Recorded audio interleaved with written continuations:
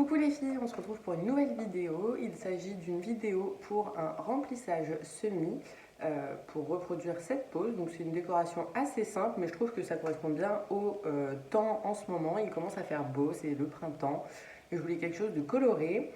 Je vous laisse donc regarder la vidéo. Vous verrez comment faire un remplissage plus de la décoration. N'hésitez pas à me laisser en commentaire vos avis. Tous les liens sont en barre d'infos, donc j'ai mon chat qui vient avec moi dans la vidéo.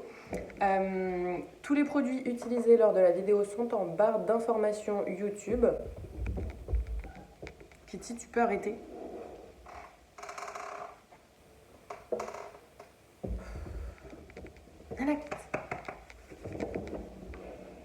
Allez voir, sous chaque vidéo, je mets dans la barre d'informations tous les produits que j'utilise, avec les liens bien évidemment. Si le lien ne vous renvoie pas correctement, enfin que vous ne trouvez pas l'article, c'est qu'il est souvent en rupture de stock, surtout pour les articles de chez Ongle 24, ils sont souvent en rupture de stock. Je vous laisse regarder la vidéo et à tout de suite.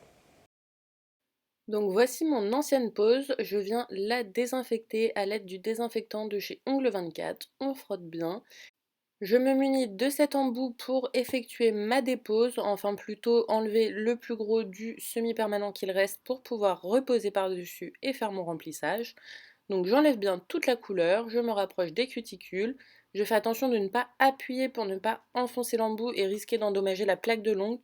Donc vraiment on n'appuie pas, on frotte en superficie, on passe la ponceuse en superficie.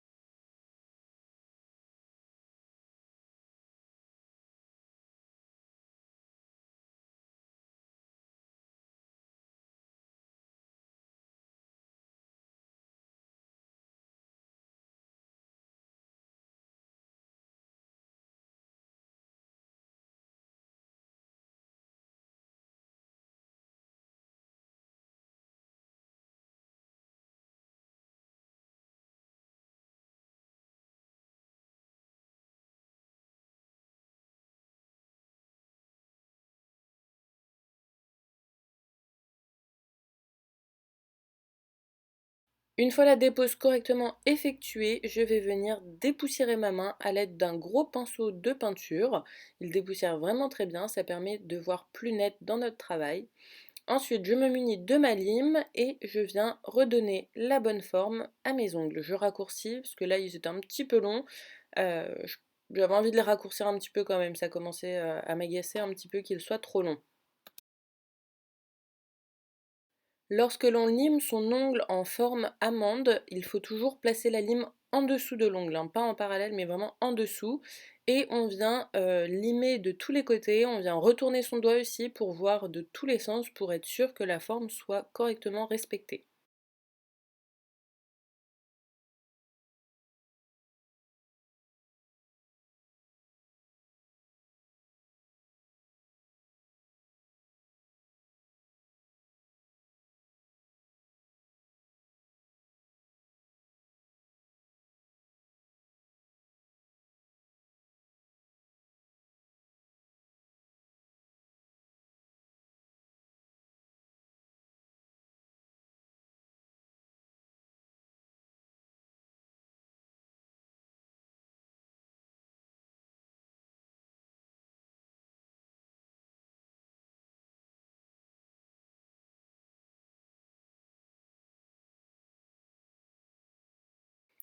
Alors, une fois que la forme me plaît, je peux passer à la préparation des cuticules. Alors là, je vous ai juste passé l'image des 3 derniers doigts pour pas rallonger de trop la vidéo, c'était déjà assez long comme ça. Donc, on passe au dépoussiérage rapidement et on vient se munir d'un embout flamme pour décoller les cuticules. Alors, on passe de chaque côté, on inverse le sens de rotation quand on passe de l'autre côté des cuticules.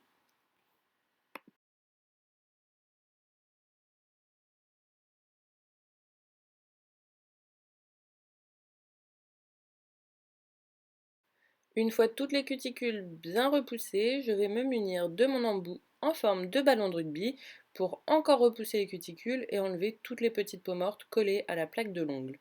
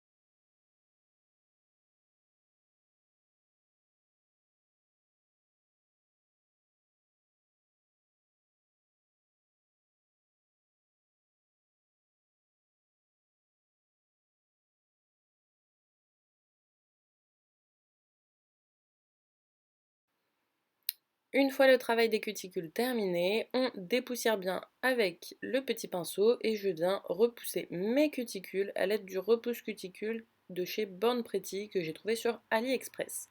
Ensuite, je prends le petit côté grattoir pour gratter les moindres petites peaux qu'il pourrait rester. Alors j'ai vu cette technique sur la chaîne YouTube de Nails FRS, elle fait ça et je trouve ça plutôt pas mal de le faire parce que parfois la ponceuse elle a du mal à accéder à des petites zones, il reste toujours une petite peau ou autre, et bien là avec cette technique tout sera très propre. Donc je me munis de ce petit embout en forme de petit tonneau pour vraiment décoller toutes les peaux mortes qui pourraient rester collées à la plaque de l'ongle. Je passe un petit peu sur les cuticules rapidement. Cet embout est plutôt pas mal pour bien repousser les cuticules aussi.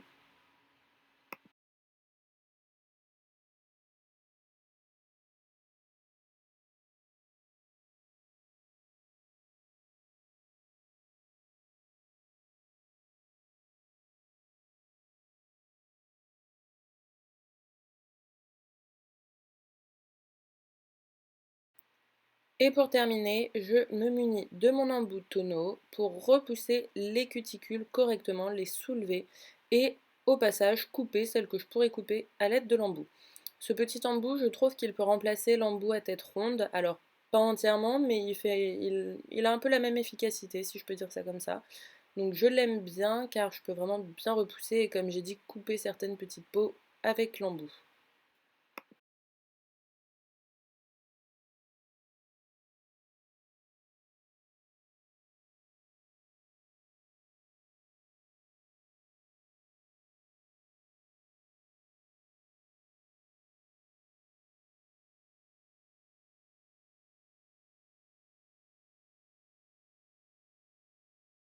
Une fois que le travail me plaît, je vais prendre mon pinceau, on dépoussière. C'est très important de toujours bien dépoussiérer entre chaque étape pour voir où est-ce qu'on en est.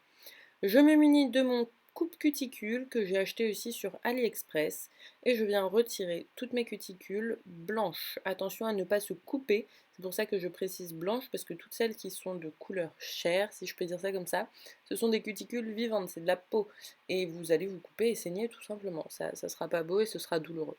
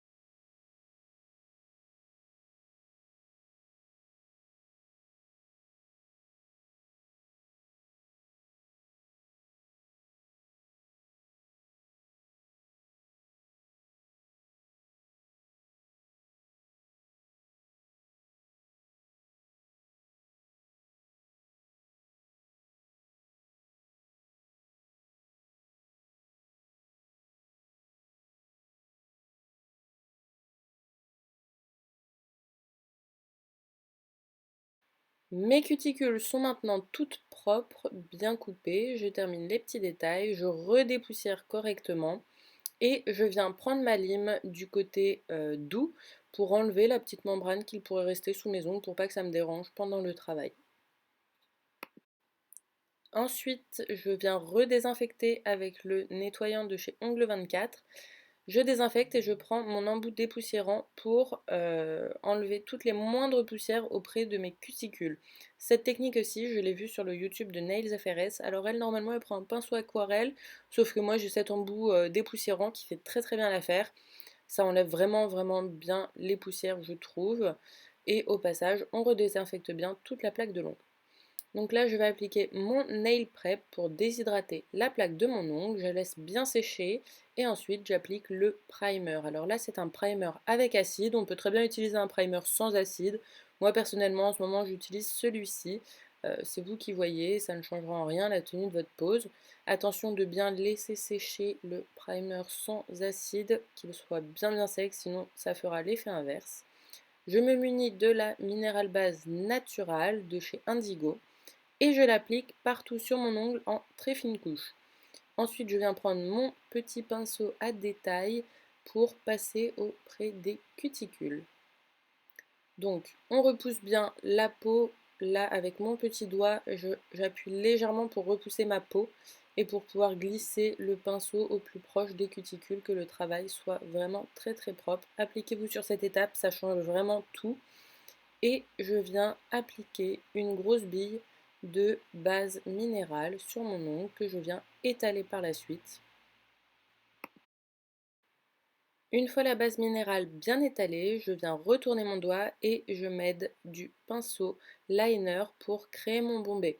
Le fait de retourner sa main, de retourner son doigt ou sa main pour placer son bombé, c'est vraiment une aide supplémentaire. Le bombé se crée tout seul pour les viscosités fluides, les viscosités auto-égalisantes, tous les gels auto-égalisants, etc. Euh, Ce sera beaucoup beaucoup plus simple pour vous de fonctionner comme ça et de catalyser un doigt par un doigt 60 secondes. Cette technique vous permettra d'avoir un rendu net et propre, même après catalysation, vous n'aurez pas besoin de limer. Ça m'arrive parfois avec des gels d'utiliser cette technique, enfin j'utilise cette technique tout le temps, mais parfois ça m'arrive de ne même pas avoir besoin de limer parce que le résultat est déjà parfait en fait, si je peux dire ça comme ça.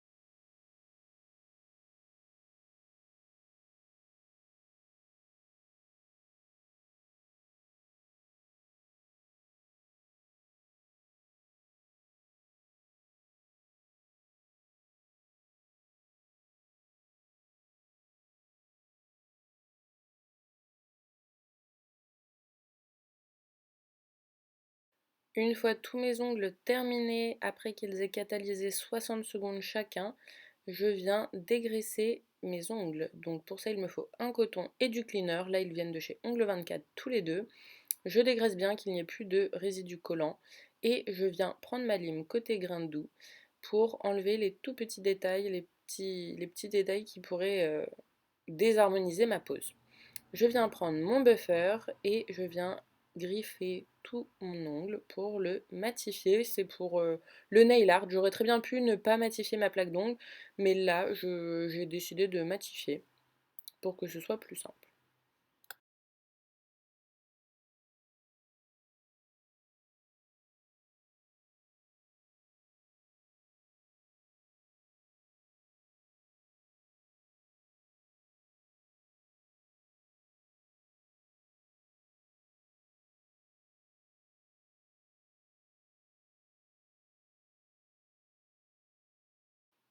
Une fois tout ça terminé, je redépoussière, je redésinfecte et je repasse mon petit embout dépoussiérant pour enlever vraiment les moindres poussières. C'est très important de le faire avant la pose de gel et avant la pose de semi-permanent. Pourquoi? Pour éviter tous les décollements possibles. On choisit mes couleurs au préalable que j'ai posées sur une petite palette. Je me munis de mon Dotting Tool et je viens faire des petites taches.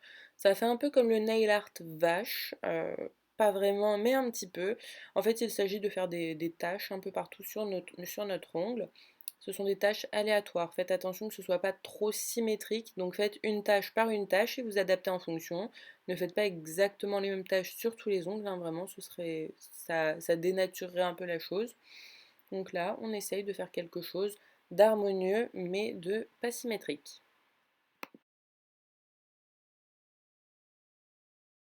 Je mets bien sûr à catalyser chaque ongle avant de passer à l'autre ongle. Donc là, je termine celui-ci, je mets à catalyser et je passe à l'autre pour être sûr, pour sécuriser le dessin et pour ne pas aussi avoir à mettre ses doigts dedans sans faire exprès, parce que bon, parfois on est concentré, on ne fait pas attention à ce qu'on fait. Donc on catalyse bien entre chaque et on reproduit les dessins sur chaque ongle en changeant de couleur.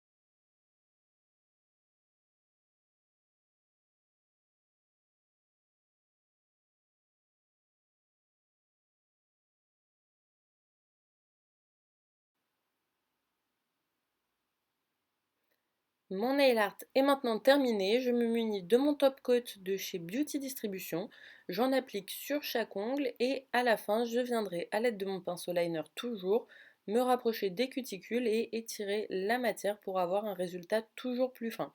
Si on n'étire pas la matière, tout simplement, on peut avoir une petite bouée auprès des cuticules qui pourrait se former et rendre moins harmonieux le rendu final. C'est pas obligatoire, mais moi j'ai décidé de le faire maintenant. C'est toujours sur le compte de Nails FRS que j'ai vu ces techniques et c'est vrai que ça change énormément. Le moindre détail compte pour que la pose soit toujours plus fine et plus harmonieuse.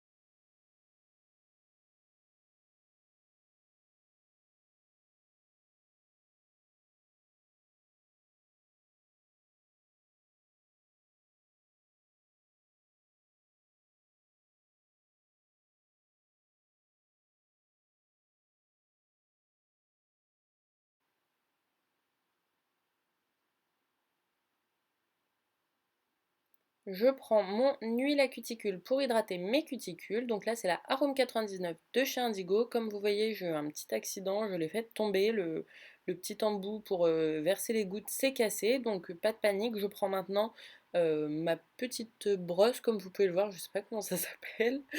Ma petite brosse que je viens tremper dans l'huile et que j'ai appliquée sur tous les doigts. Voilà, ma pause est terminée, je vous laisse regarder le résultat final en photo et à tout de suite pour la fin de la vidéo.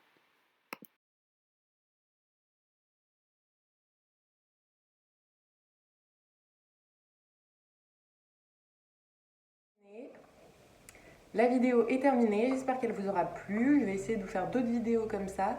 N'hésitez pas à me dire, j'hésite à faire une vidéo pose Chablon Baby Boomer, parce que j'ai vu que la vidéo du Baby Boomer vous avait énormément plu.